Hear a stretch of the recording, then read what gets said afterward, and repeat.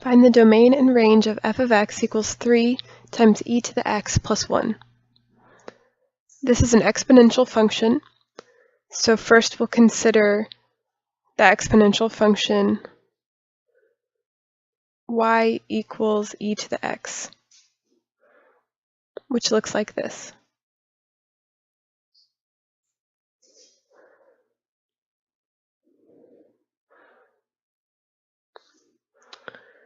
Now y equals e to the x. Since x is in the exponent, we can plug in any number for x.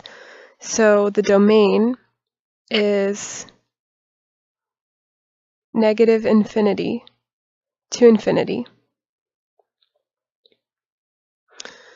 But the range is all positive values, since we could never get a negative value if we plug in something for an exponent. So the range is the interval from 0 to infinity. Written as sets, this first domain you could write it as x contained in the reals, or all real numbers, and the second set you could write it as y is greater than 0. Okay, so now this new function, 3 times e to the x plus 1,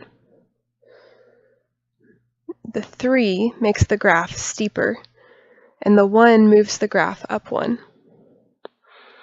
So this new graph would look like moved up a little bit, and then steeper.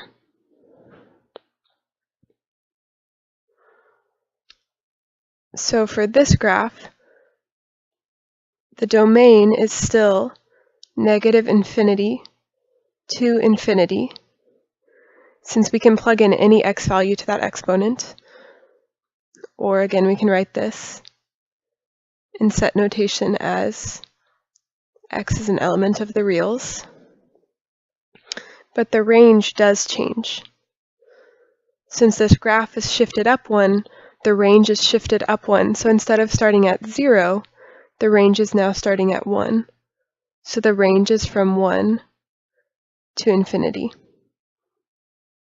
Or all y values are greater than 1.